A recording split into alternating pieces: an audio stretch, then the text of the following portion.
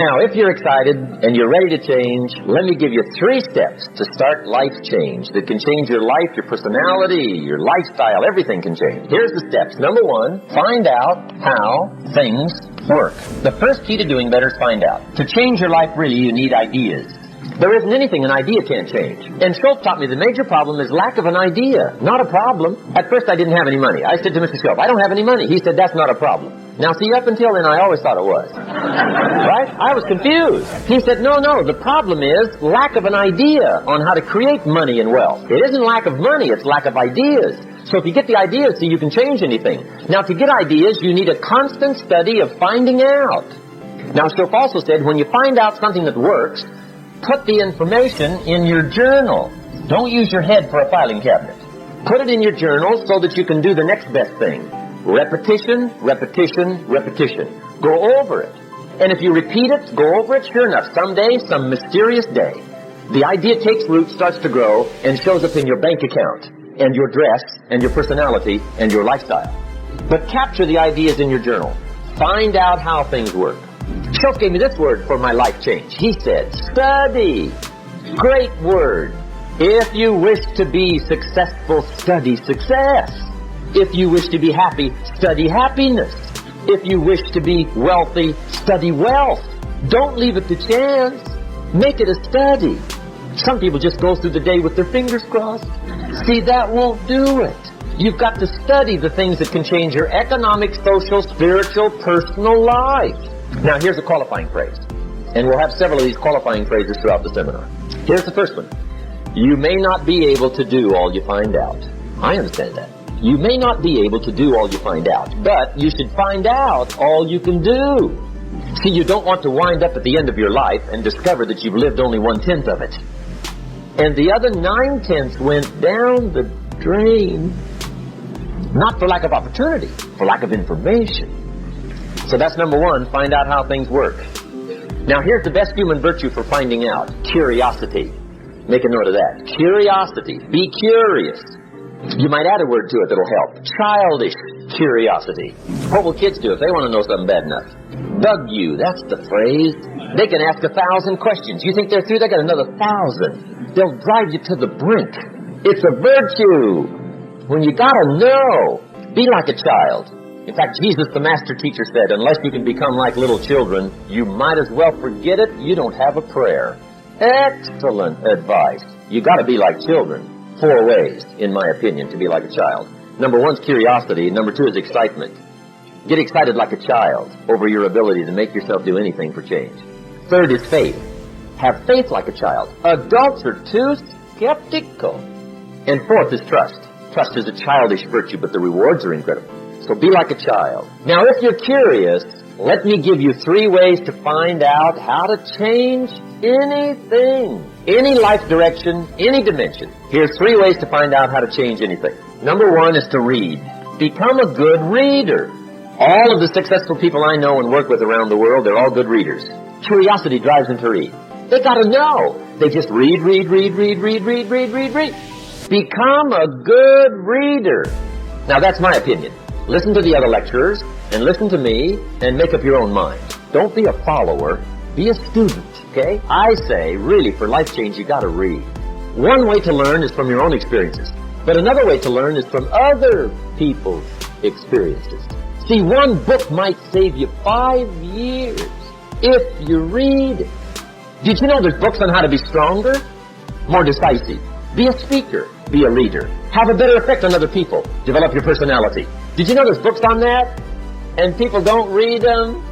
How would you explain that? And they can read. Did you know that hundreds of successful people have written their stories in books and they wrote down how they did it and people don't read it? How would you explain that? The guy's busy, I guess. You know, you get tied up. The guy says, well, yeah, you work where I work. By the time you struggle home, it's late. You got to eat a bite of supper, watch a little TV, get to bed. You can't sit up half the night reading. And the guy's behind on his car payment. Good worker, hard worker, sincere. But you got to be better than sincere and work hard. Otherwise, at the end of your life, you'll wind up cold, stony broke. You've got to be better than a good worker. You've got to be a good reader. See, we can't teach our sons to be responsible if they don't see us being responsible. If they don't feel that we care. So don't say, well, I don't have it. Get it! That doesn't let you off the hook. Right down the next R. And that is not only responsibility, but be resourceful. A lot of men, I don't have it. I had it, I'll give it.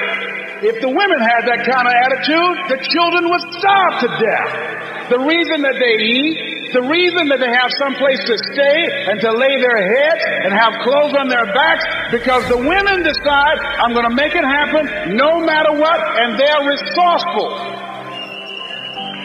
My mama raised 7 without a man. She cooked. She cleaned houses. Here's something else that will cause you to reach your goals when you leave here. Write this down. Reasons. Compelling reasons. While you're here, when you make this covenant with God, when you decide to live like a conqueror, when you decide to become more successful, to create wealth, to be a change agent in your community, what is it that can keep you on the straight and narrow, that will cause you to keep your commitment to your commitment? I used to do door-to-door sales with a man named Sam Axelrod. Sam Axelrod was intrigued by me because when he came to pick me up, he didn't have to blow his horn. I was downstairs waiting for Sam when he came around the corner. And unlike the men that work with him and other young people, when it got dark and Sam blew the horn, everybody ran to the station wagon. And they would do a head count. And they say, who's here? So everybody's here except Les. And they say, hey Les, come on.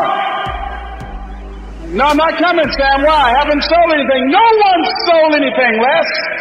It's a long run from Liberty City to Overtown. You got to pass the 20th Street Shops and the 14th Street Gang. The gypsies will stop running soon. I can't stop, Sam, until I sell something. See, my reason for going door to door is different than everybody else. Most people out there trying to make some extra money to party on the weekend, or to buy a new outfit, or a new bicycle. The reason that I was working was to take care of my mama. The reason that I was working is because I was working on Miami Beach with my mother. And she's working for a family called the Sadursky family. And one day when I was outside raking the yard, I came in, and my mother was on the floor, on her knees, cleaning up some grease spots that Mrs. Sadursky had spilled some grease. My mother was 56 at the time. She adopted us when she was 40. And I came in, my mother had arthritis in her knees. And I could hear her moaning at different times as she moved on her knees on this hard linoleum floor. And I said, Mrs. Sadursky, can I do that for my mother and you can have her do something else? She said, if it's all right with Mamie. And my mother said, no, son, that's all right. I said, no, Mama, it's not all right. I don't want you on your knees, Mama. Please let me do it, baby. And I helped my mother up. And Mrs. Sadursky said, Mamie, go in the other room and find that hat I was looking for earlier. And my mother went in the other room. And I heard her clapping her hands. I said, Mama. She said, what, boy? I said, baby, why are you clapping your hands? She said, don't worry, just keep on doing what you're doing. Then after a while, Mrs. Sadursky said, maybe it's in the other room. Go look in there. Mama went in the other room, and sure enough, she started clapping her hands again, Bishop. I said, Mama, why are you clapping your hands? She said, didn't I tell you to pay attention to what you're doing? Then at that moment, Mrs. Sadursky came over. She said, I can tell you why she's clapping her hands. I said, why, ma'am? She said, because when I have domestic workers looking for something and they're out of my view, I make them clap their hands to make sure that they're not stealing. I love this idea. I'm going to give you a tremendous piece of advice that too many people that are ideological and don't actually play in the game push against, but I believe in it the most. You should go sharpen knives for 5 restaurants for free. For free? Okay. Yep. Like I spoke for free for the first 13, no, actually I paid for the first one because that's how it also, for 13 of the first 15 times I ever spoke, I spoke for free, including paying for my flights. It's one thing to do free work, it's another thing to do free work with heavy strategy. When I do free work, I try to think of two things.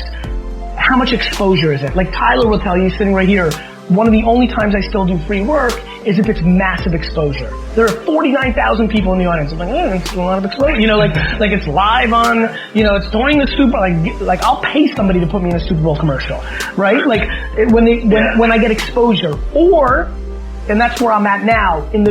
For you, when you pick these 5 restaurants, let it be the biggest restaurants in your 30-mile radius. Let it be the kindest.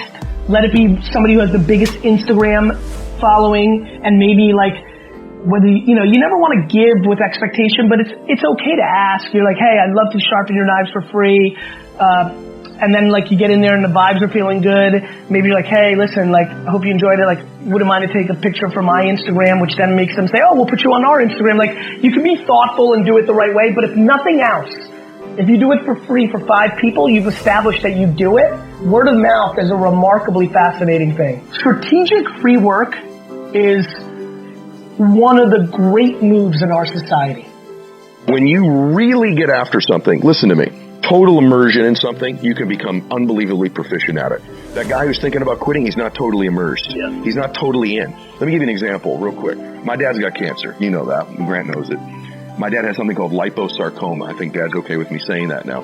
3 years ago, if you had said the word liposarcoma to me, I have no clue what the hell that means. I'm not an oncologist. I know nothing about cancer, right?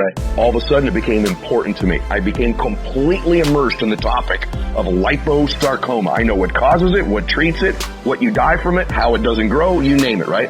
I'm not a cancer doctor, but I know a ton about that topic because it became so freaking important to me. If you really want to win, you'll get unbelievable at getting people to believe you believe it. You will be loaded with certainty from product knowledge to belief to skills, and you will be completely immersed with, I believe, no B plan. No other plan, no nothing out, completely immersed in it.